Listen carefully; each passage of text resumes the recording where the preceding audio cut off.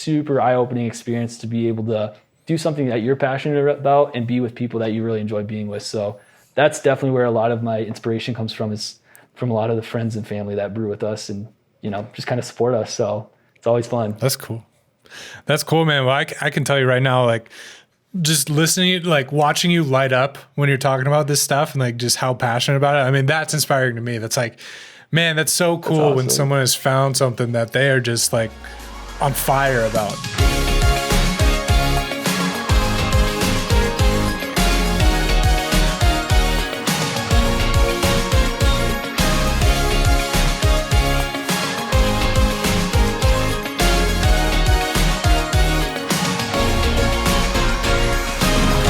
Welcome back, everybody, to the CreativeKrunch podcast. We are here on episode 12. And if you are watching, you might notice that it is not just me and Ben. We are here with a very special guest. And as we talked beforehand, this podcast isn't just about weddings. We wanted to kind of shine a light on other people in other industries that are doing some cool, creative things. So today we are joined by a good friend of mine, went to college with me. Yeah. I think we went to college together. I fumble my words. Yes, we went to college together. We were in some classes, did some video work together. Nick Langel is here with us today. So, yeah. How's it going, guys? Yeah, there it is. Clap your hand. Yeah. Super excited to be here. Heck yeah.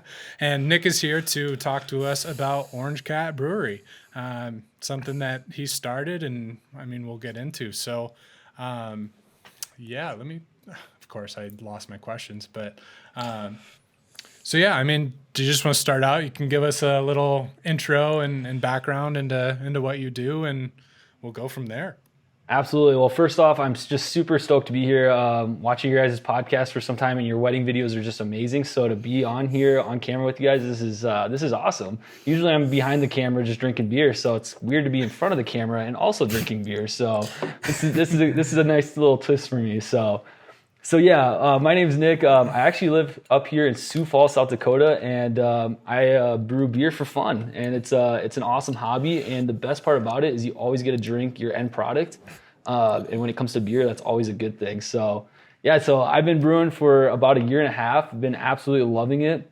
And the name Orange Cat Brewery actually was created by my girlfriend. She hates beer, but really wanted to be a part of the process. So I was like, hell, why not just make the name up? So she's been kind of a part of it. And then we've had friends and family join us over the course of the last year and a half. And we've actually now brewed 27 different beers as of this day. So super excited. That's a lot of beer. And we're just having a lot of fun. Do you have the names of all the different beers? Yeah, so on our website, our orangecatbrewery.com, we have all of our beers up there. Everything from our Pumpkin Head Ale to our Blue Loon to the Cliffhanger IPA. We have half the fun of brewing the beer is coming up with the name and the backstory. And so we have a lot of fun coming up with these crazy backstories of what it means to us and what it means to the people that we brewed it with. So we like to incorporate a lot of friends and family into our brewing, which really makes the process that much better. I was thinking, it'd be a good name for a beer. CreativeKrunch.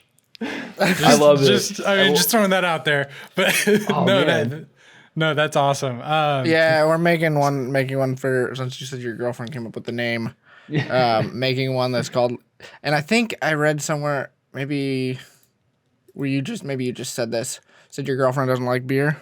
Yeah, no, she hates beer. She won't. She actually doesn't try any of our beers that we brew. I have to force her to try it, and even then, she's I love it.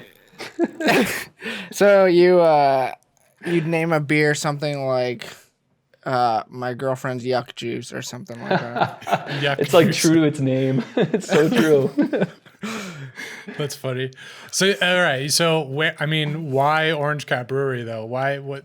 Is there a meaning behind the name, or she just like orange cats, or? So we actually have an orange cat. His name is Carrots, and we got him as a kitten, and it's kind of grown on me. I'm not a cat guy by any means. I'm more of a dog person, but this cat he's kind of special, I suppose. He's the most famous cat in Sioux Falls, South Dakota, so he's got a whole brewery named after him, so yeah. I guess I gotta kind of like him. There you go. That's awesome. That's awesome. No, that's really cool. I think it's important to establish how little I mean, I don't know about you, Reed. Maybe you know more than I do.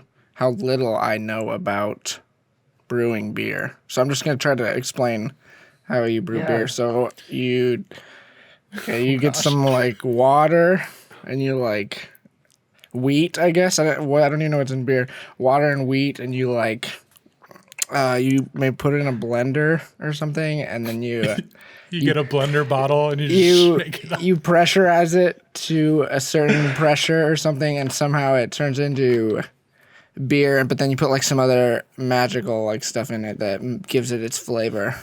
Secret and then sauce. you pour it into bottles, and there you go. That's how you brew beer. I love that. I wish that is how brewing. I mean, you're pretty close, actually. Not saying you're off. You're actually really, really close.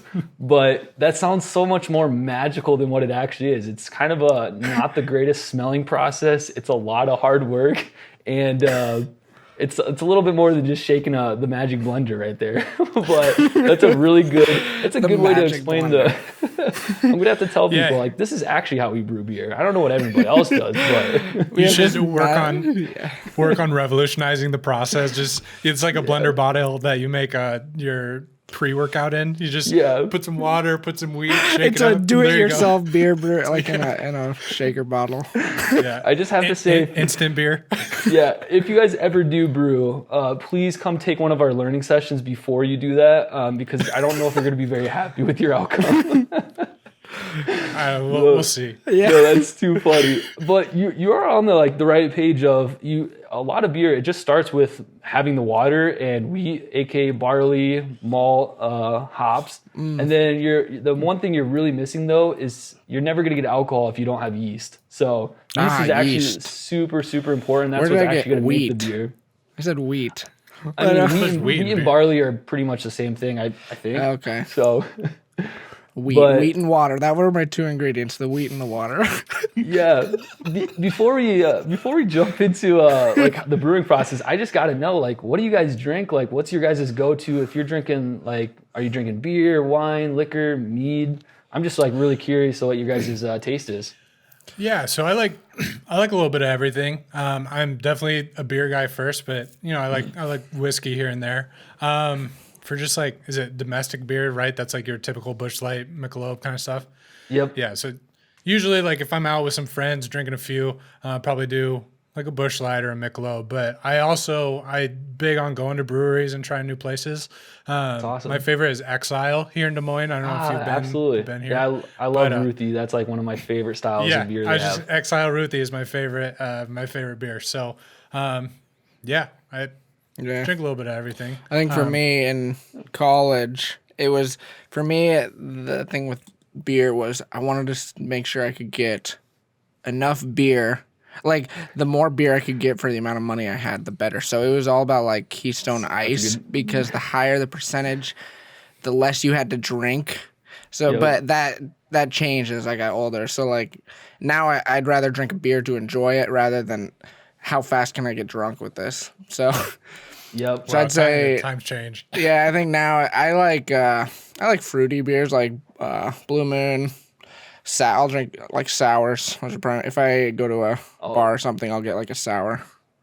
Very interesting. Yeah. Well, that's really cool. So you guys obviously have some like beer knowledge. Like you're not just sitting there, just drinking Busch Light, like never heard of an IPA. So that's definitely a starter because there's so many people I've talked to. They're like, never tried an IPA, never tried a stout, never tried like a sour. I'm like, you're missing out. Like there's no flavor in like these domestic beers. Or sorry, I shouldn't say no flavor. It's just like you're missing out on a lot of cool different things. So you're almost missing out on like the creativity of what beer can be, right? Yeah. And like how much more fun is it to go to a local brewery and try like something that came out of like 10 miles down the road from where you live? Like that's really cool. So luckily here in Sioux Falls, there's actually like 12 plus breweries in just like a smaller city. So luckily I picked a good city to come to start brewing and really having this inspiration of like beers to choose from. So yeah, well, that's really cool to hear about your guys' style. So jumping into a little bit more about the process. Whoa, hold on. What about you though? We want to know. You can't just ask us and then you just ignore it when, what's your go-to? This is like the hardest question people ask me, I feel. But my go-to is I'm a big IPA fan. I love hazy New England styled IPAs. I love the fruity characteristics that come from hops. I just started taste testing like really weird fruit, like guava and like grapefruits and mangoes and like dragon fruit. And like I started tasting those. I was like, man, this is like way different than just like watermelon and strawberries. And then like putting that into a beer and you see that same characteristics and they just like pop and explode. That's why I really like IPAs is they're all like big, juicy, like you'll hear the term like juicy IPAs a lot. And those are like my go-to. But I also really like a good stout, especially in the winter when it's snowing. Nothing beats like a stout watching snow come down and just having a little, maybe a whiskey barrel aged stout. And then maybe like switching into like a red ale or maybe like a wheat or maybe even a Pilsner during the spring and summer. So those are all like my collabs of all my favorite. When you're talking about like the heavy stout kind of thing, I mean, you went to school in Sioux Falls, yeah. So I'm sure you've been to Single Speed. Yeah, is it Tip the Cow, right? Tip the Cow, yeah, Tip the Cow. That one, I love. That's one of my favorites by far. Yeah, that's awesome. There's actually a brand new brewery just outside of Sioux Falls that opened last month or 2 months ago, and they have a bunch of their beers on tap, and then they also have 2 Single Speed beers on tap, and that's I just went there last weekend and tried it, and I was like, man, I haven't seen Cedar Falls beers in Sioux Falls 4 hours or 5 hours away. So I'm like, this is awesome to still get the taste of college living here. Yeah, that's cool. Is it like would you say like brewing, like all the different breweries and people that do it, is it like a community? Because like you see that a lot. You go to a brewery or a tap room or something, they've got every local beer from every brewery there. And like, is that probably a pretty regular thing then? Yeah, it's amazing. Especially if you have like a concept of beer and like the beer styles and like a basic knowledge of how beer is made. If you walk in and start talking to like the bartender or the beer tender is what they like to be called at the breweries, they usually will literally go get the owner and be like, hey, this guy mentioned, how to make beer. And they'll come out and they'll just talk to you. And we've gotten tours of almost every single brewery here in Sioux Falls and just going and seeing their process and their equipment and like the way that they do things.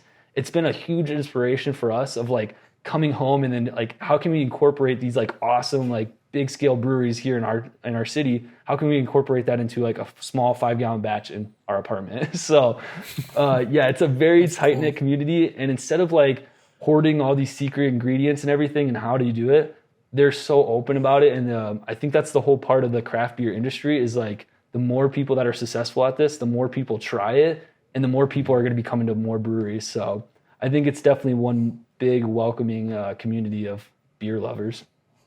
Yeah, that's awesome. That's really cool. Let's say I like walk into your apartment. I'm like, hey, can you like whip me up a new beer real quick? Like how long would I have to wait for you to like be completed with that beer?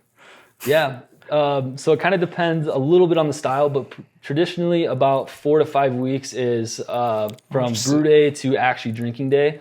Now we actually have a kegerator, so we can keg all our beers and we force carbonate it, and that actually cuts the time in half. So I could have a finished beer for you and serve it in our apartment here in about 2 to 3 weeks. So I just gotta chill in your apartment for a couple weeks. Yeah, I got an extra bed. Don't offer that; he'll do it. No, you're just coming right up, and then 2 weeks later, you're like, here you go. Yeah, man, I got you. Yeah, I mean, my couch is pretty comfy, so. That's cool. I did not know that. So it is quite a bit of you have to be patient. And then when you're talking about the heavier stuff like stouts and porters, you're talking like at least 6 to 7 weeks. Really? Yeah, I'd say some of the lighter beers you can get done in 3 to 4 though. But so what part of the process makes like the darker ones like why does that take longer? Yeah, so it all comes down to a lot of it is the grains that you use. If you're using like malted grains, they have a lot more sugar in it, a lot more dense characteristics, and a lot more enzymes in it. That all needs to be converted over to alcohol. It's still going to make alcohol at the same speed, but it needs time to rest. Where in an IPA, it rests and you're like, okay, it's ready to drink in a week. And it's like full flavors. It's like in your face kind of thing. Whereas a stout is more subtle. It takes a little bit more time to breathe, almost kind of like wine. If you ever heard the term of like letting wine sit and age over time, kind of the same thing with stouts and porters. They actually get better over time. Just because they like a lot of like the sugar and the crazy stuff that the yeast are doing, they settle down and just become old. And so it actually is better in some of those beers versus IPAs. It's better to drink it when those yeasts are still like heavily active because they're still producing a lot of those flavors from the hops. So it all kind of comes back to the style of beer, but most beers you want to drink them pretty as soon as possible because that's the best flavor you're going to get. That's super interesting. Like I don't know much, like if anything about brewing. So this is like a super interesting podcast. Like I was happy you could come on because like, I don't know, the process just seems so creative. Yeah. Like I'm guessing like in the process, what are some ways that you can be like creative with it? Like obviously the different fruit or whatever, like almost every part of it, right? Like what are some of the most creative things that you've done while brewing beer or even starting the brewery? Absolutely. So I'd say one of the craziest things that we've done is our Coyote Cold Brew. We actually won the Sioux Falls homebrew competition back last summer of 2021, which was a huge honor to go up against 20 different homebrewers. Awesome event where people from the public just came and tried all of our beers for free. It was super awesome. I'll definitely have to invite you guys next year. Cool. we had this huge event, and we ended up winning with our Coyote Cold Brew, and we actually ended up serving it on tap at Severance Brewing Company here in Sioux Falls. So we actually had our beer like served to the community. That's super cool. And one really, really neat thing that we did for that beer is we took coffee. It was the Coyote Cold Brew was a coffee milk stout. So we wanted it to be like a stout where people could easily try it, and it's a little bit more welcoming versus like a lot of the heavier stouts that you typically try. So what we did was we used cocoa nibs and coffee beans. And in order to extract those, think about making coffee. Like you pour hot water over coffee, and then all of a sudden you have this like darker liquid that has like flavors in it, you know, like sweet flavors, maybe some earthy, maybe even like piney notes in it. But you had to pour hot water. If you pour cold water over it, it's not the same effect, you know? Even like when you're making iced coffee, you're still putting hot water over the coffee beans in order to extract all the sugars and flavors from it. You're not just going to put it on ice and hope that the flavors come out because you got to break those shells, you know? Yeah, that makes sense. What we did was our beer is super sensitive to like heat and the temperature. So what we did was we actually soaked these cocoa nibs and these coffee beans in vodka. So we soaked it in 40% alcohol, which not only boosted our alcohol a little bit, which is always good, but it actually broke down the walls of our coffee beans and our cocoa nibs, which if you ever tried raw cocoa nibs, they don't taste anything like chocolate. If you ever get to try any like cocoa nibs ever. So we had like this vodka breaking down all these chemical barriers to extract all this good flavors from the coffee beans. And we had this amazing Jamaican blue coffee beans that we used for it. And so we broke down all the walls with the vodka, and then we threw it straight into our beer, which again, our beer just soaked up all the stuff of like the sugars, the nutrients, and all these tannins and enzymes and things like that released out of the coffee beans because the vodka broke down that wall. So that was a lot of science and a lot of like 100 hours of YouTube, I think. So it was a lot of like research, and it turned out amazing. And it won the competition, so that was always that's always exciting. Yeah, well, that's awesome. Congrats on that. That's really cool. That's gotta be a super good feeling. Just kind of going into something and then having what you made. Like was it voted on, or how did that work, or did you already say that? Yeah. So it was voted on. It was the public's opinion. So everybody that walked into the event, they got one chip. They tried all 20 different beers. There was even some meads there and stuff like that. So. And it was really cool because a lot of those homebrewers are our friends. We're part of a big homebrew society club, so it's really fun to be there and to try their beers too. So yeah, we had people just go around, drop their chips in the cup with their favorite beer. So luckily we just had something that was just because we tried some really, really good beers that day. So we were really honored to win that. That's cool, man. That's awesome. Is there anything like dangerous about brewing beer? Yeah, so there is a couple things. I mean, the carbonation. So I actually got one of our beers here. So I got two of our beers here. So this is our pumpkin head ale right here. We brewed this back in October for Halloween. So one thing with brewing is you make this, you make the beer and then you put it in a bottle. And then you put just a little bit of sugar in it just to keep the yeast happy and to produce a little bit of CO2. Because if you didn't put any yeast into this, the yeast is already dead, so there's not going to be any gas or CO2 that's going to be created. And so if you add too much sugar to these beers, they can actually explode. So I've heard horror stories of too much CO2 fills up this beer, and it has to go somewhere, so it blows off the cap or it blows the glass out. And when you have 24 of these next to each other, I've heard horror stories of people waking up in the middle of the night to a pop, and then pop, pop, pop, pop. Yeah, it's like fireworks. That hasn't happened to you quite yet? Not for me. Quite yet. Hopefully never. Hopefully fingers never. Crossed. Yeah. No, luckily we haven't had that happen, but that's why we take it pretty serious when we are measuring stuff out, because a little too much sugar can cause too much gas, and we don't want too much gas in bottles, especially if they're sealed. Yeah, no, that makes sense. So kind of going back. Oh, sorry. I was going to say, other than that, that's really the only thing to worry about when brewing, other than maybe getting too drunk when you're actually brewing. Just keep it to the limit of how many beers you have. So I took your 3D tour of your apartment brewery there, and I noticed the rules like on the wall, and I can't remember. It was like you always must have a drink while brewing. Yep. There was something else, and then. So Carrot, right? Your orange cat. That's the one she has the final say. Yeah, we pour a little bit out into his little water dish, and if he drinks it, it's good to serve. If he doesn't, if he ignores it, then it's bad beer. And he's liked all of our beers, surprisingly. I don't know if he just likes beer in general or if he actually truly likes them. I don't know, but I'm gonna say he likes them. I would hope so if your company or your brewery is named after your orange cat. So yeah, probably shouldn't be feeding him much more beer, but it's okay.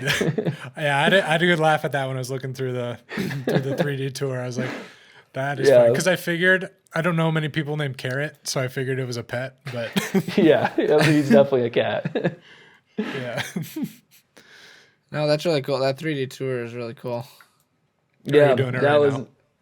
Yeah, I'm just looking at it, and I like all the little notes that you have on. Like the pictures, and like there's the rule, like it's really interesting. Yeah, we like to go into detail. It's like as little or as much detail as you want. If somebody comes and brews with us, we're like, we can give you the full science background and the history of brewing, or we can just drink some beers and just talk about current beer styles and keep it simple. So we like to make it as in depth or as easygoing as possible. So that way we kind of just can talk to anybody. Yeah, that's that's cool. Awesome. So what got you into this? Like, what sparked the ideas? Like, I want to brew some beer. Or like, have you always known? Or I'm curious the backstory of this whole journey that you've started, because it's been around. You've done it since pretty recently, not like a year ago, 2 years ago. Yeah, started in 2020, so just like a year and a half ago. And I've always wanted to brew beer in college. I thought it was always kind of fun and interesting, the concept of like beers and like the just making of alcohol. I think that's just really fascinating. But I just never had the means. I was like always moving from apartments to apartments in college. And so finally when I like sat down and actually got a real job, and had a place that I'm living at, I was like, you know what, this is a kind of a cool hobby to pursue. So I actually went to a local beer shop, Russ's Steins and Vines. And I walked in, and this guy, I told him, I was like, I'm interested in brewing beer. And he's like, oh man, he's like, what's your experience? I was like, never done it before. I have no idea what the heck yeast or water and barley. I have no idea, And he's like, oh man, this is gonna be awesome. So he sat me down and he had me try like 4 or 5 of his home brews. And I was like, you made these? I was like so shocked. I was like, one was a stout, 2 IPAs, a wheat beer, and I was like, this is awesome. Like, you're telling me I can make this? He's like, yeah. And he put all this stuff together and he's like, all right, go home and follow the instructions. So yeah, shaker bottle. That's it. That's all you have to do. Yep. Giant shaker bottle with all the ingredients. He's like, yeah, just go home and shake that up. It's just like a pre-workout. You're just like, mix it all together. 5 shakes and it's done. Yeah. Oh man, shows what we know. Yeah, you're on the right track. Honestly, you're not too far off. There's just no shaker bottle involved. So now that you've been doing this in your apartment, have you like, I know with us, like over time, we just continue to like grow our equipment and stuff as we do more things. Are you like ever considering getting either like a bigger place to do this or definitely bigger equipment? Yeah, a bigger place with a garage would be awesome. My little utility closet serves as our brew closet, as you can see from our 3D tour there. So it's pretty cramped in there. So to be able to spread out a little bit would be awesome. But as far as our equipment, we actually have upgraded from a pot on the stove where we were boiling our water and making our beer. We've actually upgraded to what's called a Brewzilla. So it's an all-in-one, all-grain system. So we're actually able to heat it up, boil it, do our mash, which is a huge step up from what we were previously doing. And then we were able to even cool it down all in this one system and make a beer from start to finish really easily. And it was a huge step up. I mean, it was a pretty expensive piece of equipment. And luckily we had 3 other friends. I got to name them here. Levi Schmidt, Drew Staub, and Devin Saylor. They're part of our crew as well. So it's kind of us 4 there. And so we kind of do all this together. And we threw in the money, we upgraded our system, and I actually gave them my old equipment. And so they started their own little brewing project. They call it Birdie Brewing. But they do all the weird, kind of crazy stuff that wouldn't normally work to see if it does work. So they're kind of like the testers there. Okay, so they're the ones that are blowing up the bottles. Yeah, if there's any bottle blowing, it's definitely going to be coming from Birdie Brewing. They're taking the risks. So that you don't have to. Are they doing it at a place where they can get away with doing that, or do they do it like in their apartments? Yeah, they have a house that they do it at, so they have a little bit more. They have a little bit bigger space. So brewing it at their place is pretty fun, just because they have a whole garage, a whole backyard, things like that. So you can chill a little bit, and that's cool. Yeah, so we have a nice deck and everything, but I mean, during the winter you can't really be brewing on the deck versus if you had a heated garage. That would be pretty nice. Right. So like what's the end goal with this? Do you want, because I know I read through your stuff that you sent us. So no, you're not selling because you can't, obviously, without a license. So you're just brewing right now. You're doing some other things that we'll talk about. But what like is the end goal to have like a tap room and to sell your stuff and just have like a full on brewery, or are you content with where you're at right now, like teaching and just like definitely. What's up? Yeah. This stuff gets me so excited just to be able to talk about it and just like look at like the vision and the goal. Ultimately, the goal really is to just get people to try beer, better beer than just your domestic beers, Busch Light, Bud Light, things like that. Because I think there's like this really cool like experience from just the beer styles and the history of beer and also the making of beer, and then down to like the smallest thing like a beer glass. Like the fact that this is like not a normal beer glass is just so fun to like try it and to experience it, and you definitely can tell the difference. So I love like being able to dive deep into that. And if somebody likes beer, like I would love for them to like just try new beers. And so ultimately that's the goal, is to always get people to try something different. But as far as like for Orange Cap Brewery, we really enjoy the classes. We enjoy meeting new people. We've had multiple strangers, which is kind of weird in our apartment, but we've had multiple strangers just come over for a brew day. They pick out the style, they name the beer, and then they take it home and they just think that's the coolest thing. So to be able to keep doing that is really fun. But yeah, the goal is definitely something like a microbrewery where we could brew like 4 or 5 beers on tap, have it kind of like a nice little area where you can come in and just have some nice local craft beers. I kind of picture like a Starbucks almost, like you would just walk in and you just like have a beer and just sit down and then you just like go about your day or whatever. And just being like a nice little like area where you can just enjoy it, you know? Not like, you know, anything too crazy, but just relaxing and just for like people who are willing to try something new. Yeah, and you accept cats and stuff too, so. Yep, yeah, I know. Everybody keeps saying that. They're like, so if you open a brewery, you have to accept cats. I'm like, we're going to have to invest in something to get all the cat hair out of here. Yeah. Carrot's got to be there every time, just because he is the orange cat. Yeah, he's the bouncer. Yeah, he's checking IDs at the door. Yeah, definitely. That's funny. That's cool, man. That's cool to like hear you. Like you can obviously tell like you're super passionate about this and like get excited to talk about it, and it's awesome.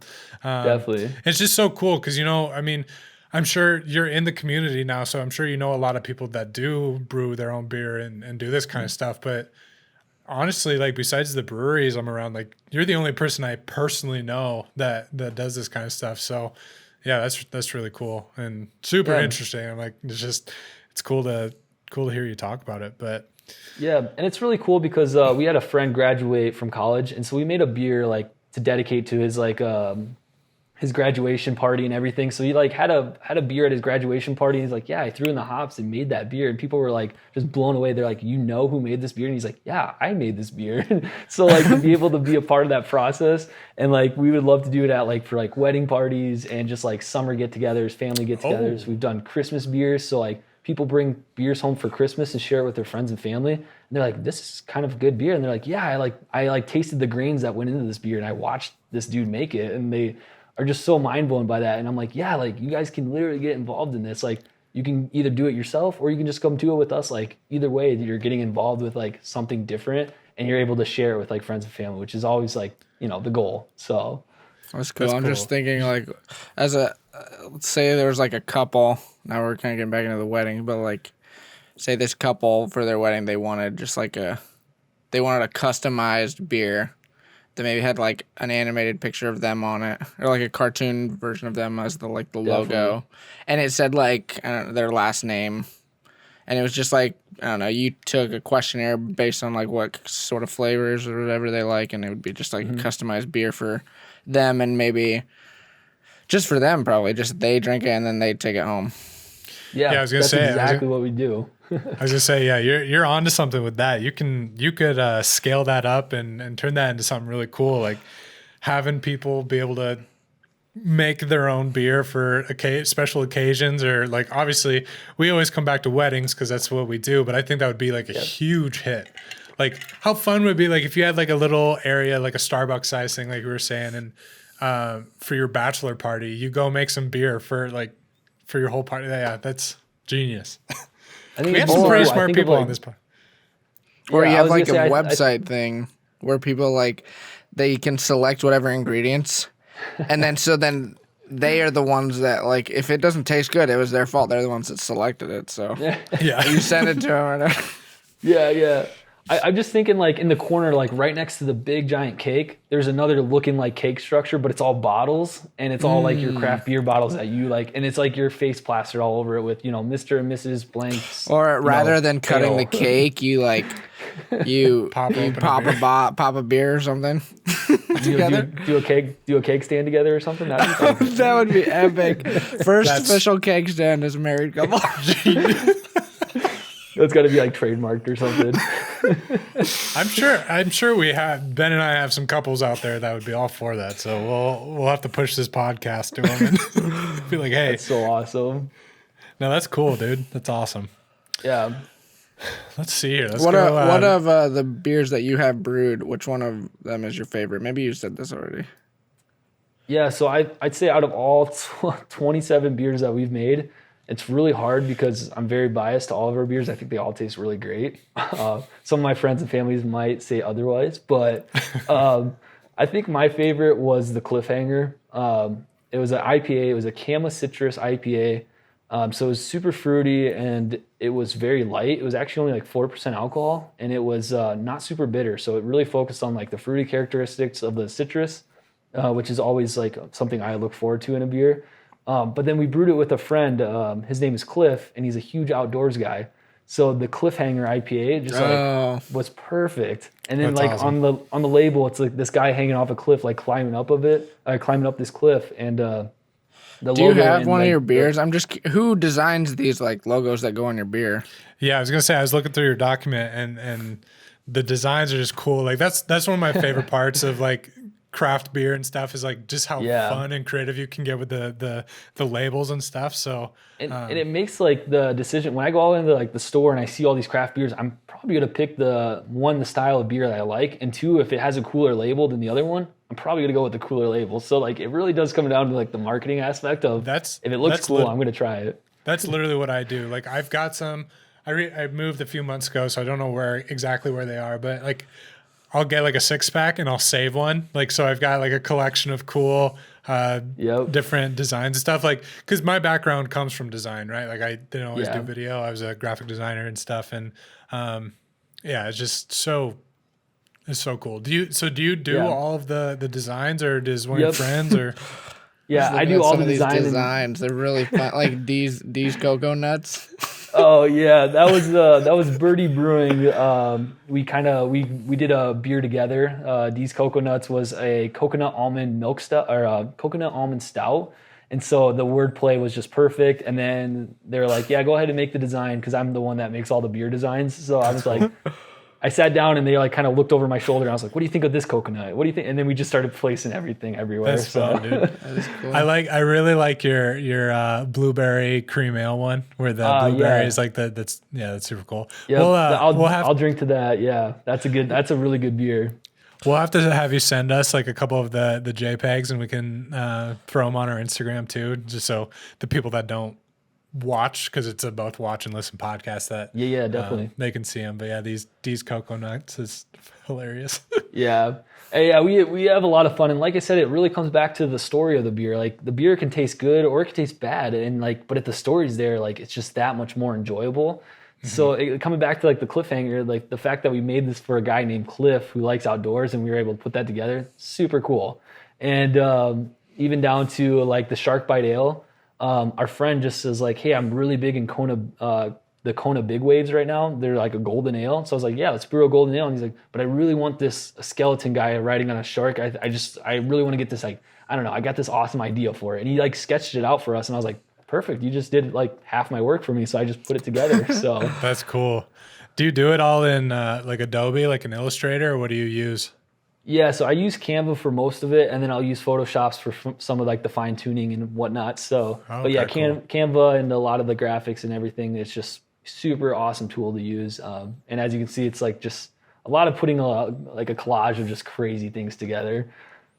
Yeah, I like it. It's creative and super fun. And you can like get really funny with it, but like, yeah, that peach punch sour, like that's just a cool looking design. Like Yeah, I'd see that one, that's the one I would want to try first, probably. I'd see that in the store and I'd 100% like pick that up because of how cool the design is. Or like the I'll drink to that, what I was talking about earlier. Oh man, the peach punch sour, that was our first and actually only sour that we've brewed so far. Sours are kind of a difficult but fun challenge to brew. And when we made that, we kind of wanted to go with like a 70s theme, like this is kind of like this old vintage, like kind of cool wavy, you know, like groovy, just because that's what we think of when we think of sours. And that beer, man, do you guys remember growing up, what was the candy that's like, put it on you squeeze it under your tongue, and you're like 1 drop like sour, 2 drops extremely sour, 3 drops like out of this world sour, you know, like. I know what you're talking about. I can't think of what the like candy was. Juicy drops, is that what they're called? Juice drop, yeah, something. Oh, yeah, man. I remember, and I remember those were very sour. Yeah, Is that what they're called? and that- Juicy drops?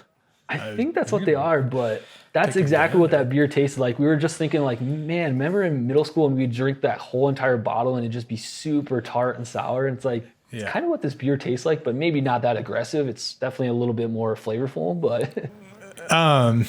So I was reading through this, and so you did a brewing class at a retirement home or what? Yeah. A nursing home. I would love to hear how that went and what that experience was like.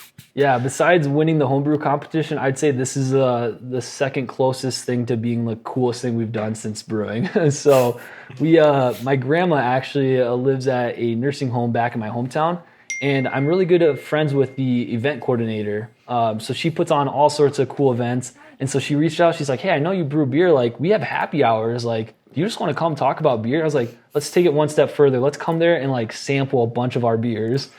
Okay. And we brought like 6-7 different types of beers that we've brewed, and we had all, and we like, of course I had to start it off to be like, okay, we're going to try all these beers, but before we get started, I'm going to need to see everybody's ID. And, you know, half the people are like, I don't even have a driver's license anymore. So I bet they love that. That's hilarious. It was just so fun to like talk to them and just like kind of crack a few laughs and everything. And I was like, yeah, so this is an IPA. And they're like, a what? And I was like, Indian Pale Ale. And they're like, never heard of it. I was like, stout? And they're like, never heard of it. And I was like, lager? And they're like, oh yeah, I think I've heard of that. And I'm like, really? You've never heard of they've never heard of an IPA. So it was just so fun to like dive into this like cool history. And one of the residents there, his niece actually is a co-owner of a Sioux City brewery. I'm drawing a blank on, I think it was either Jackson Street Brewing Company or another one, but he was talking about his niece, of how, you know, she owns this brewery. And I was like, that's so cool, like the connections. So I of course had to like message her and like be like, yeah, I just taught your great grandpa about brewing. So she thought that was pretty funny. But That's cool. yeah, it's just super fun to like kind of see like their eyes just light up and they're like, there's this many types of beers. Like that's what you guys do now. So it's like really fun to kind of show that. So that pops a question in my head. Like, so how long has like craft beer been a thing? Like it hasn't really been super long, has it? It's still a relatively new industry or a thing that people are doing. Yeah. Or Yeah, not to throw too many statistics at it, but yeah, I've done done a little bit of research on this. But yeah, if you look at today, like about like 35 to almost 40% of all like beer like consumption actually is like from craft beer. So that means like 60% is still domestic beer, and like 35 to 40% is like now this like craft beer, like IPA, stouts, things like that coming from, you know, smaller breweries. Versus back in like even just 2000, it was like 90-10. Like craft breweries were not a thing back in like 2005 or like before. Everything was just kind of lagers and domestic beers. And I think the big spark was like in 2008 when like IPA started to like become a crave. Stouts started becoming a thing like in the later like 2010, 2012. So yeah, this is definitely like a newer thing in like the last just 20 years, I'd say. You've seen like double the triple, like 4 times more beer sales in craft breweries. So it's kind of cool to be a part of it, as now more people are noticing like, yeah, like Busch Light's good, but this stuff is weird. Like you got to try this, you know? yeah. Well, I feel like there's a lot of people out there that don't like beer, like the taste of beer. So your standard Busch Light, Bud Light, whatever, but they love like sours or kind of that creative stuff that has like flavor to it. So I don't know. It's cool that it's like opening the eyes of people that, you know, don't typically like beer, and then they can go and experience a brewery. And I don't know, there's just something like, even with couples. So a lot of the time, of course, we're back to weddings. I love so it. Like when I meet with a couple that like books me, like my first thing is like, hey, let's go do you drink beer?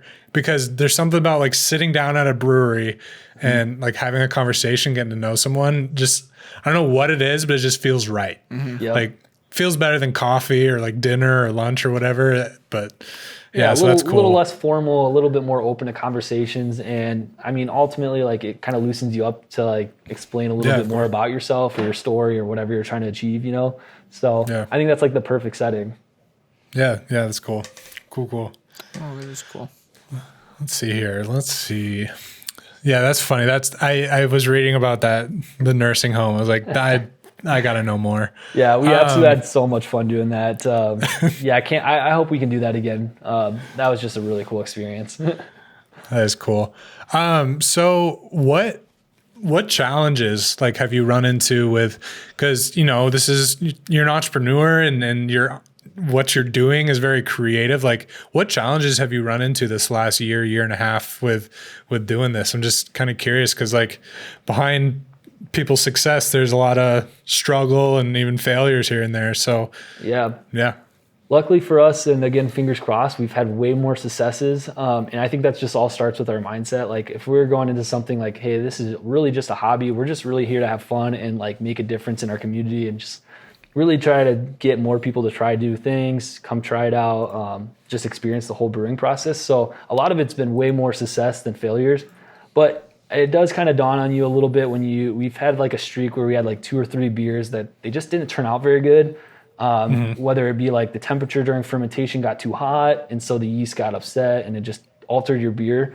And so it's kind of a bummer when you have like 2 beers in a row that you're like, dang, like, you know, this is like a month and a half streak now where it's like, I haven't had a good beer that I've liked that we brewed yet. But then you get back into it and then you like do everything really right. You get like super like, you know, into it.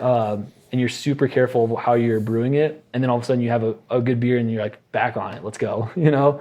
So making sure that you don't get like down on yourself if you have like 1 or 2 bad beers in a row, because I mean, especially after 27 beers, you're bound to have like 3 or 4 that just are probably better off in the sink, but you spent 4 or 5 weeks on it. So you got to kind of plug your nose and just drink it. Right. So I think that's like one of the challenges that we've encountered is that. And then also, I guess, I mean, like the legal challenges of, you know, really wish we could sell our beer, but instead we sell the experience. So, I mean, What's so hard about get that it. process to like sell it legally? Yeah, so unfortunately, this is a crazy law, but apparently you have to have a license in order to sell alcohol, which I'm like, what? No, I'm just kidding. It's totally probably a very valid law to have. But yeah, so in order to get a beer license, you got to be like, FDA approved, and you got to be like you're serving something to the community. So, I mean, if somebody like, dies from it, you want to make sure you know what's going into it. And in order to get a beer license, you actually have to have an establishment on top of your, thousands of dollars worth of licensing. So obviously, even if I did have a beer license, I still can't sell it because I'm brewing it out of my apartment. And that's not like completely ethical of like, living in a place and running a business at the same time. That makes sense. Right. So yeah, there's a lot of like loopholes you got to jump through. But again, we're definitely not to that stage where we're still a year and a half into a hobby. And I don't know too many businesses that just start off the ground like, hey, a year later, I found out I like this thing. I want to make this my full-time job. It's like, we're still just like kind of keeping in the background of just a hobby and enjoying it. But yeah, we're trying to make it into a business of some sort where we can get more people involved. Well, that's all. I mean, that's how most things start, right? Like I started doing video as a hobby. Ben was the same. Like he just like capturing like family vacations and stuff. And I like just messed around with like my parents' camera when I was younger. And eventually the more you do it, the more you're like, wait, this is so fun. And then people are willing to pay for it. And it'll just grow into something like, the challenge of the money to get a license and have a establishment and all that. That's, I mean, a bunch of hoops to jump through, but But like you said, to get people to pay for it, it's kind of fun when we charge a little bit of like a fee to join our classes or whatever, come brew with us and you can pick out the style and name and we just charge you like whatever the ingredients cost really. So ultimately we're just making free beer. So, but yeah, it's just a small fee where you can come and see it and like be a part of it and everything. And then it's just really, really cool to see them turn around and be like, I got to tell my friends about this, or I got to go tell my dad about this. He would love this kind of experience. So like when people start paying you for something that you enjoy doing and that they enjoy talking about and enjoying getting other people to get involved in it, that's when you kind of have a pretty cool golden idea that you're like, I really want to run with this. Yeah, that's genius. I like what you said is you can't sell your beer, but you can sell the experience of it. So that's super cool. Almost like would you say that's like your tagline, or is that just something you like to say? That's like, it's catchy enough to be a tagline. Yeah, I've definitely said it enough to where it probably is just our business motto, where we can't sell our beer, but we sell the brewing experience. So that might be the official motto. I haven't really bookmarked that yet. So. Well, dang, I wish we were closer. It'd be fun to come experience that and then obviously try some of the beers. Like I'm sure all 27 are way better than Busch Light. I have a couple shaker bottles downstairs too, so we can bring we'll bring our own brewing equipment. We should have like a beer off where I'll let you guys make your beer and I'll bring one of our beers and we should do a blind taste test. It's like a chili cook-off, but brewing beer. That would be kind of fun, to be honest, though. Like, if you had an actual beer competition just with some won. I know, but just with some friends, and then you had, like, your girlfriend was, like, the judge because she, like, doesn't like beer. But she hates it. So, like, she's the true test. Yeah. If you can make a beer close enough to White Claw or Press or something like that, you'll be solid. Yeah, we actually have. We've made 2 seltzers, and they are actually not too bad. You just can't bottle. Like, have you ever seen a seltzer in a bottle before? No, is it because the carbonation, or what is it? Correct. What's the reason? Yeah, it's the carbonation. So the can is a little different than a bottle, and we don't have the canning like abilities. It's way too expensive. That's like next level brewing. So we just do everything in bottles. But now that we have like some kegs and can like force carbonate it, we're like, shoot, we should revisit our seltzer days because we did like 2 seltzers and they turned out really good. Actually, they're super sugary and like fruity, and they're really easy to make, but. Yeah, like if we're gonna hit the market of people who like seltzers, we're like, we gotta start doing this and perfecting our craft of seltzer making. So how much do you have invested in, like, let's say I wanted to go and just make my first batch of beer. How much would I have to spend to do that? I'd say if you're spending over $200, I'd say you're probably buying way too much equipment than you need. I think my first bottles. Yeah, that's too many shaker bottles. People are going to be so confused. They're going to be like, shaker bottles is what you need. Yeah, I know. If anybody's watching, I don't think anyone would believe that. Hopefully, if you start brewing, do not get shaker bottles. What is you can, but what is the most expensive thing that you have to pay for? Man, I don't know. Because you said you can boil it on your stove if you need to. Yeah, I mean the pot is probably like for the most basic setup. Like you just basically need a pot that holds water and that you can boil and everything, and then you just need some 5-gallon fermenter buckets, which are just plastic buckets. They're just $10-20 or something for the lids and everything, and then you just ferment it in there. And then you just transfer it to another bucket and then you bottle it. The hardest part is probably getting the bottles. You can either pay for bottles and get empty ones, or you can just, buy 24-pack of bottles, drink the beer, sanitize the bottle, and then just reuse them. So do you have like any tricks for like clearing the labels? Or do you just put them right over top? No, we definitely clear our labels, but I found out what beers that I like based on the labels that are easier to rip off. I found out Samuel Adams bottles and Voodoo Ranger bottles have the easiest labels to rip off. If you just soak it under hot water and scrub it, the glue and stickers come right off. Versus trying to think of some of the harder breweries, like Elysian Brewery out of Seattle. They have like some of the hardest labels to rip off. Like there's just like so many like beer labels that just like don't come off. And so I just don't even use those bottles anymore because I have an abundance of bottles. So I'm like, now I can be picky versus like when I first started, I was like, yeah, I'm going to have to slap a label over top of it. Is there some batches that you make where you're just like, I'm just not, I don't want to deal with putting a label on this. I'm just going to bottle it up and who cares?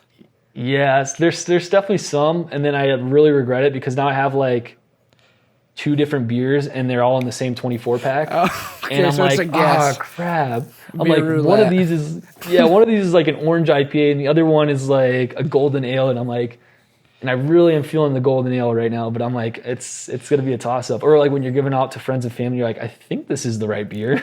And then you throw one in there that was made in a shaker bottle, but you poured it into a thing, and then back to the shaker bottle, man. You better hope you're getting the right beer to the person then. No, that's cool. People are gonna walk by Ben. He's shaking. He's like, "Oh, are you going to work out?" Nah, I'm making a beer. I'm making beer. I gotta shake it for 4 weeks. Yeah. So how long does it take to get into the because that's probably the longest is just the waiting. How long does it take from when you're like, all right, I'm gonna make a beer, into when you close the lid and you just let it sit? Yeah, so a quick crash course in brewing. There's really 3 parts. I might have broken down into 4, but really 3 parts. There's the brew day, and there's the fermentation, and then there's the bottling and carbonation.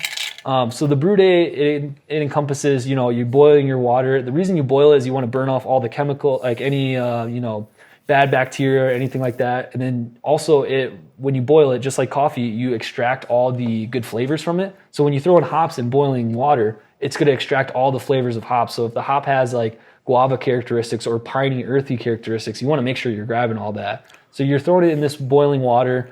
You boil it for, an hour or 2, and then you cool it down, and then you throw it in your fermenter, and then you pitch your yeast. You always want to make sure you're pitching your yeast on like room temperature because yeast is super, super sensitive. If it's too hot, it's just going to die. If it's too cold, it's not going to do anything. And you also want to make sure you have enough sugars in there because the yeast looks at it as a buffet. So if you have like sugar from barley and hops and things like that, like multiple different sources, it's going to walk in and be like, sweet, there's like pizza, there's chicken, there's lasagna, there's like all these different types of sugars, and they're going to be more happy versus if you're just getting sugar from just your barley, they're going to be like, walk in and there's only this one type of sugar that I can eat the whole time, and they just don't like that. So that's kind of how the yeast works. And then once they start eating away those sugars, the best way to explain it is the yeast eats the sugars from, the barley, the hops, things like that. And it's actually farting out CO2 and alcohol and the methane and all that kind of stuff. And that's actually what makes your alcohol is they're eating sugar, converting it over to alcohol. And then you release all the extra CO2 and gas. And then after 2 weeks, you have a fermented beer. And then from there, you just bottle it, add a little bit of sugar. We call it priming sugar. Just a little bit enough sugar just to reactivate that yeast to eat a little bit more sugar to create a little bit more gas. And then you have it in a capped container so the gas can't escape, and then it goes back into the liquid. And that's really, really important because nobody wants to drink a flat beer. If you've ever drank Right. a flat beer, you're just like, nah, this isn't the same. You got to have like that perfect level of head with like crisp carbonation, and it would suck to ruin a beer after brewing it and fermenting it, and then you forget to prime it, which we've actually have done before. So now I have like 30 beers in there that I'm like they're all flat, so I'm like darn it. So yeah, that's like a really important step is like the carbonation it's really hard, but if you can perfect it, you're home free there. That's cool. I feel like I'm getting a whole science lesson. Like, I feel like I learned some of this stuff probably in like 8th grade, but I never paid attention. Yeah. But no, that's like, it's super interesting of like how just that stuff works like naturally, and how you understand how it works and like how flavors interact with each other. Like it's beyond my head. So that's pretty cool. Yeah. And like I said, it's over 1,000, maybe 2,000 hours of YouTube videos. And if it wasn't for all like my beer brewing friends and the community and people on the internet, I definitely would not be able to comprehend half of this stuff. But just breaking it down and just having a passion to learn more and more about it, that's what really fuels the fire to like kind of want to do something different and try a beer that's a little bit more challenging. You got something brewing right now currently? I do. We got a very interesting beer. We're actually doing a barrel aged stout. So we have a base stout recipe, and we actually have some oak chips soaking up some Maker's Mark 46 whiskey right now. Oh, and so we're going to be adding these. Yeah, dude, it's awesome. We got these awesome oak chips that are soaking up all this really, really good whiskey, and we're going to throw that straight into our fermenter, and our beer is just going to collide with these wood chips and soak that in and like release out all the whiskey flavors and like the dark oak flavors. And we're actually not going to release this beer until the Christmas of 2022. So, so it's definitely a waiting game, but the longer we can wait, again, coming back to like what we first talked about was like the waiting of the stouts and porters. The longer you can wait, the longer it can rest, the better and the cleaner it's going to taste. So it's going to suck to wait, but it's definitely going to be worth it. And we're actually going to do some variant styles. So we got Maker's Mark as one variant, and then we're going to do another whiskey and then another whiskey that we haven't planned out yet. So we got like 3 different whiskey flavors and all out of the same batch. That's awesome, man. I'm going to have to make the drive out to South Dakota. Yeah, I bet once you start, like if you get to the point where you start selling this stuff, you'll have to like, I don't know how you'd go about doing like trademarking certain recipes and stuff so that companies can't like steal that. It's probably a process in itself. Yeah.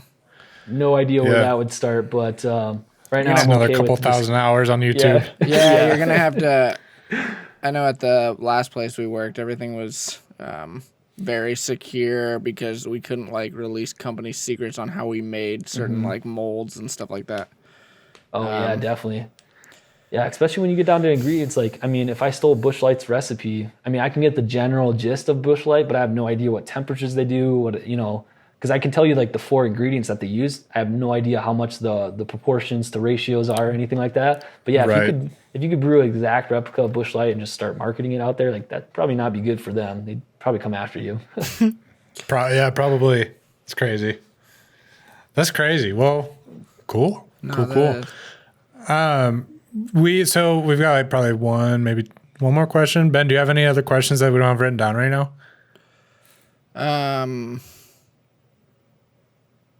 How often do you have beers where you're like, you felt like you put all this time into it, and then when you actually get it out and try it, it's like you feel like you wasted like a month or more?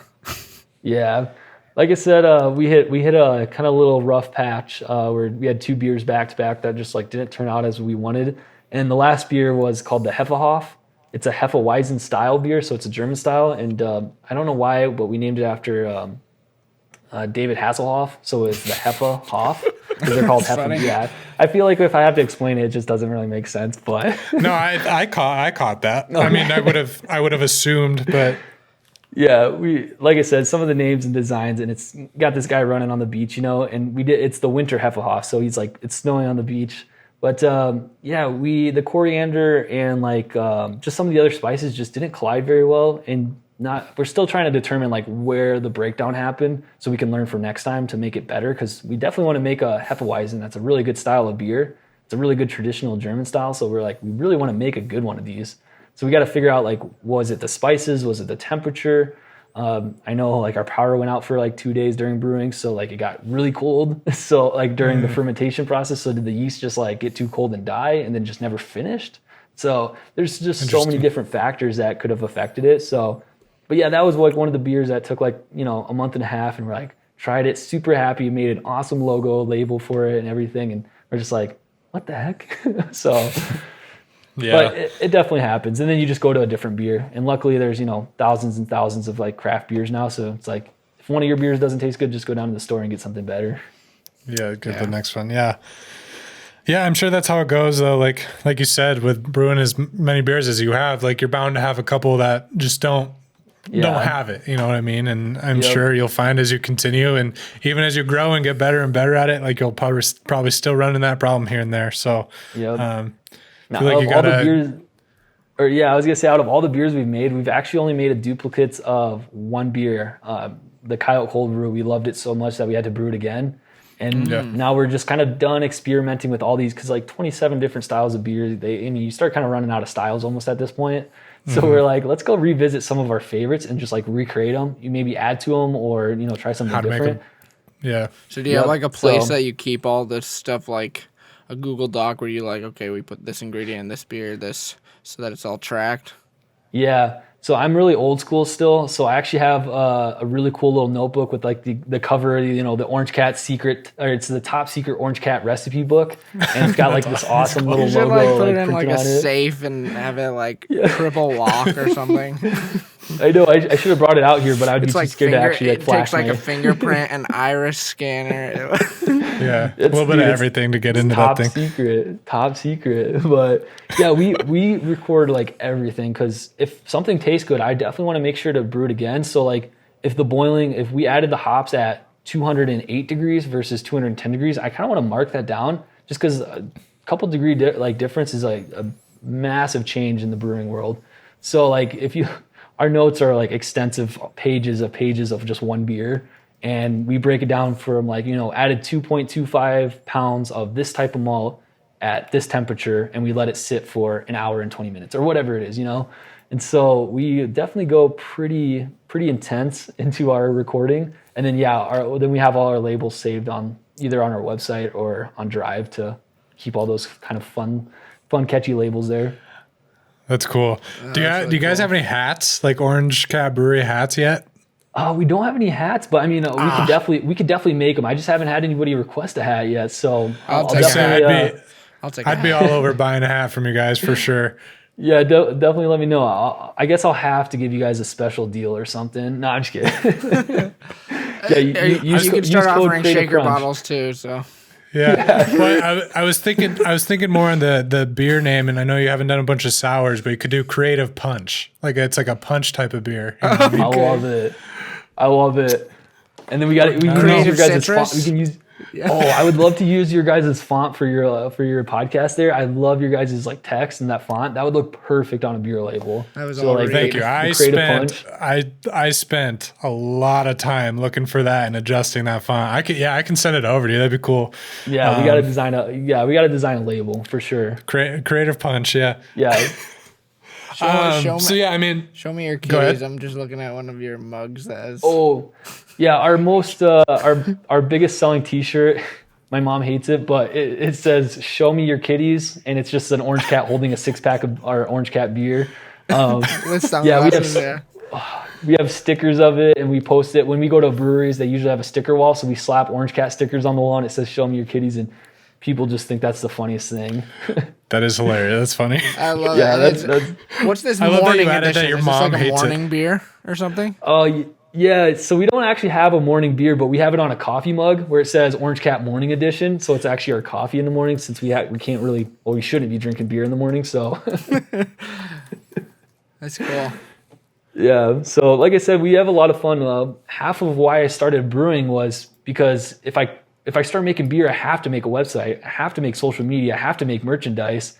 And it's like, man, this is like creative overload where I could like create a bunch of this content. And like, especially when people like start buying it and like I see people out and about at like get-togethers and they're wearing Orange Cat t-shirts. I'm like, that is just too awesome. Like, it's cool to see your own logo on somebody's shirt. I have an Orange Cat myself, so I would guarantee wear wear shirts. We have a shirt that says, it has text and it says "My Orange Cat supports," and then it says Orange Cat Brewery logo right there. There you go. I There you should go. definitely That's get perfect. That's we genius. had a couple Orange Cat friends that were saying that, and they're like, "Yeah, my Orange Cat, like I love it, and I love your brewery." That's awesome. And then I was like, "This is a perfect shirt for you."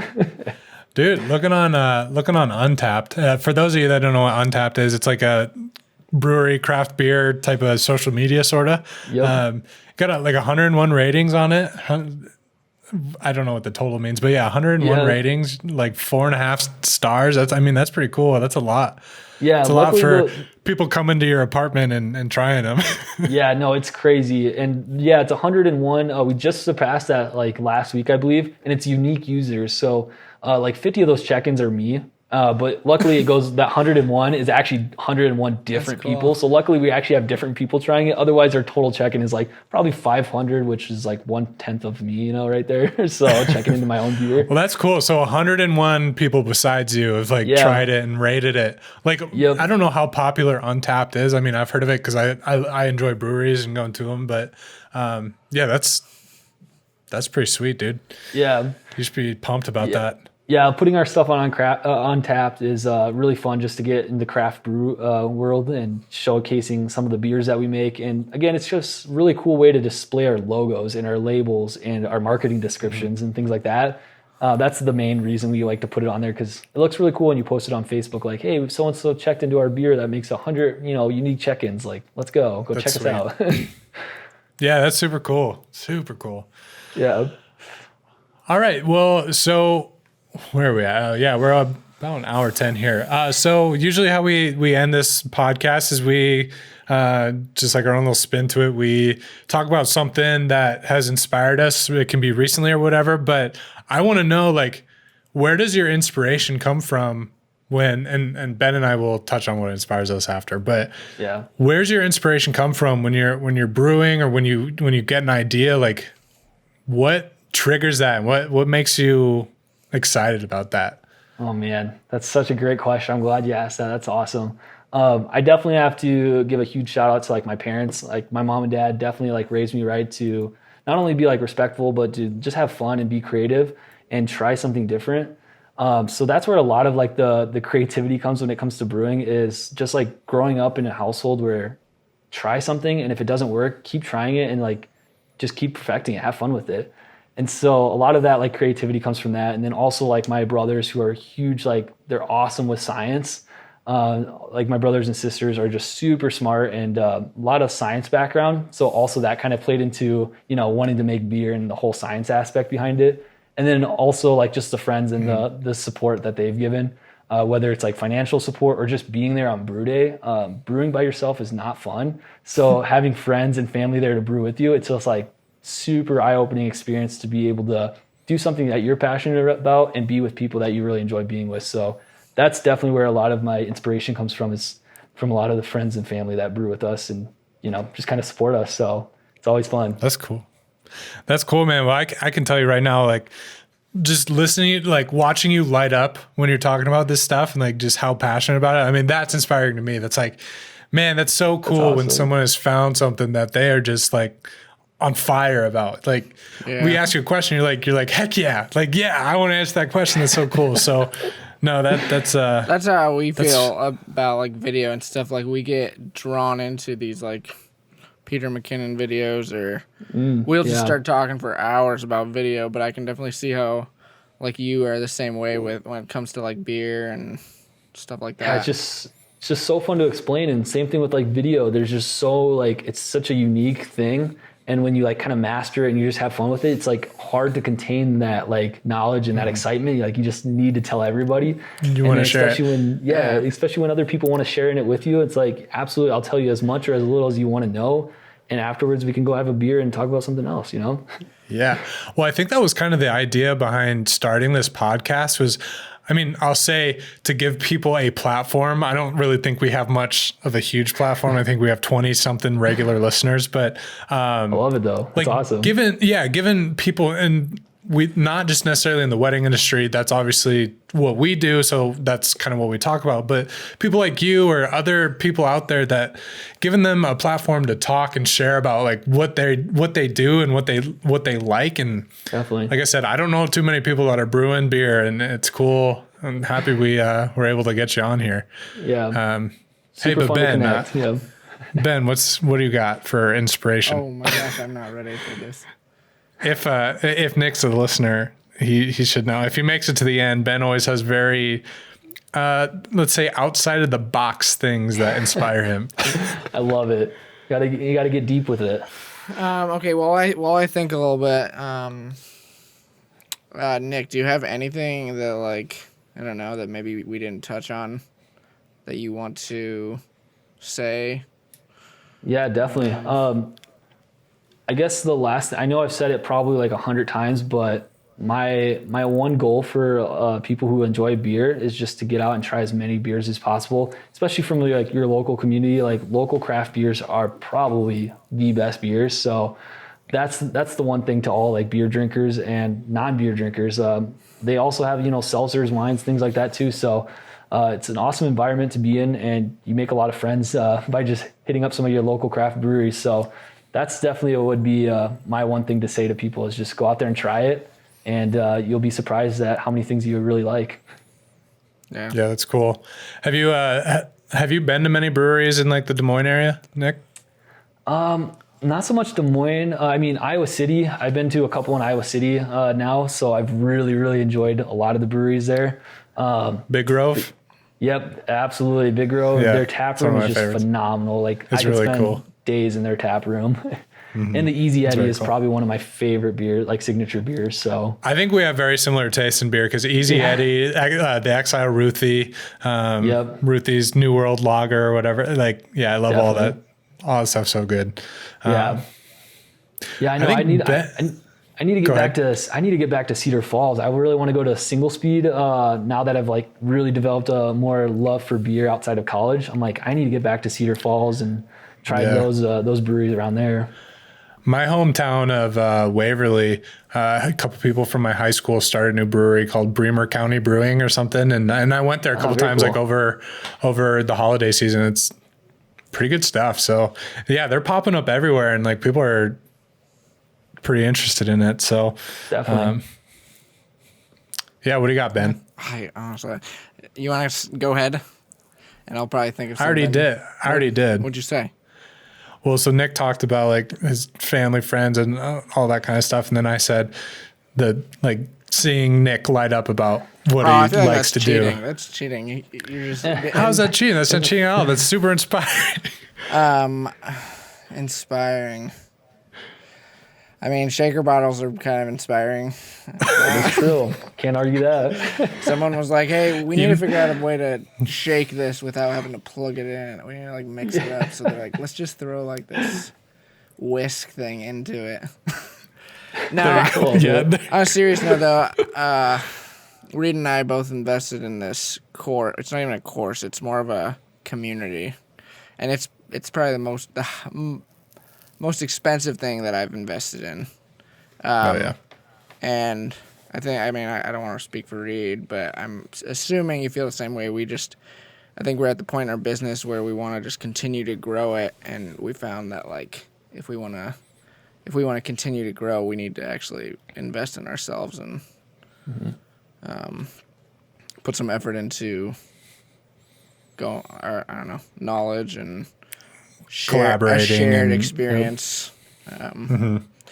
So yeah, I'm pretty inspired to start to grow this year. It's like a year-long experience, so Yep. I'm hoping it pays for itself. But That's awesome, man. Yeah, I think that's true. If you're going to be starting a business, the best way to invest in yourself is by investing in learning. So like learning is like the key thing, whether it's like I said, through YouTube videos, getting out there, talking to like people in the community that do this and that are really good at it, learning from that. And then also, Exactly. playing around with it and just hours and hours of, trial and error.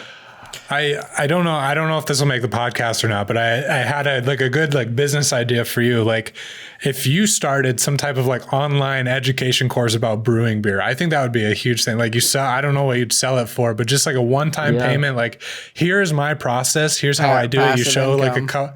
like a couple different ways. Like You don't even need I know a license ton for of it people either. that would be like, Yeah. Cause I feel like YouTube's confusing. You said you spent hundreds of thousands of hours looking up how to do this stuff. The value that it would be if you sold it in a way where you're like, hey, don't be like me and spend all this time on YouTube. But here, man, like I've learned this process, learn this in like this 2-week course that you can take or whatever. Like, and I don't know. Ask the questions to the person. Like that's like watching those YouTube videos. I'm like, but what'd you do about this? And I'm like, oh wait, they obviously can't hear me. But like, imagine if you're actually talking to somebody that can listen to you and be like, answer your specific questions. You like build a community and have like weekly or monthly like Zoom meetings with like the people that are in it. That'd be super cool. I think that's a cool idea for you. Yeah, we're actually on Airbnb Experience, so that's how we've met 2 people that have come through us. There's actually only like 3 or 4 Airbnb experiences in Sioux Falls, so so there's a pretty good chance that you like if you go on Airbnb Experience, you're going to see us there. So cool. they offer virtual ones though, so you could do like an experience, an event like that, and you could actually just set up a camera and just like talk through a class of like the brewing process and answer the questions to be able to. Obviously I like the in-person experience of being there like face to face with somebody, but like, of course, virtual across the world, you can get so many unique people, that'd be awesome. Yeah. Just popped that into my head because Ben and I are part of a course that's all like online, like it's all pre-made videos and they put out like different stuff each week. But I was like, yeah, that'd be, I think that's so be smart. cool. Yeah. And I feel like a lot of people would be interested in that. Yeah. The virtual aspect, the virtual learning is huge. So that's a really, really good idea. Yeah. You can just pay me later. Royalties. I guess you got royalties on that forever now. Just kidding. Same with the Creative Punch. Yeah. I can't Creative do that Punch without you guys. Or one of our original business names we thought about naming ourselves was Creative Citrus. That'd be another one. I'm glad we didn't. It sounds like a good beer though. I drink that beer though. Yeah. I think I'd drink Creative Punch too. Oh, any day for sure. If I saw that label on the shelf, I'd be like, I gotta have it. I might just for fun whip out a label. That might be fun, like with our font and stuff. that would cool. be fun. Cool, man. Well, again, we appreciate you coming on here. It's been good. It's been awesome. Like this is exactly what we want, is like for people like you to come on and just share your knowledge and what you like to do and like the creativity behind it, because holy cow, there's a lot that goes into it that I mean, Clearly I didn't think no of shaker bottles that I no shakers. Yeah. No, it's been awesome. I appreciate you guys letting me come on and just kind of, spew a bunch of beer knowledge at you guys. So hopefully it wasn't too drowning with too much information. But yeah, I just absolutely love talking about beer and the creative aspect. I mean, it's just so fun to be creative and get together with people that like to be creative as well. So that's why I was super excited that you asked me to come on the show. This is awesome. Heck yeah. You were one of the first people I thought of to reach out to, because I knew for a while that you've been doing that, because we started this the beginning of 2020, I think. January or beginning of 2021, actually. So, yeah, that's cool. Awesome. So where can people find you? So we got our Facebook and Instagram, Orange Cat Brewery. We also got our website, super easy, orangecatbrewery.com. There is a fat Orange Cat Brewery out in Ohio or North Carolina, I forget. Yeah. So don't get them confused. We're not fat. We're just normal Orange Cat Brewery. So we're skinny Orange Cat. yeah. We're skinny Orange Cat. We're Shout out to our healthy friends at Orange Fat Cat. Orange. Yeah. But yeah, we like to post everything beer. And like I said, if you're interested in brewing and you're near the Sioux Falls area, definitely hit us up. We definitely want to brew with you for sure. All right. Well, we are out of here. I don't know how to send off. Yeah, well, yep. Peace out. Thanks for having me, guys. Yeah. All right. We'll see you later. Cheers.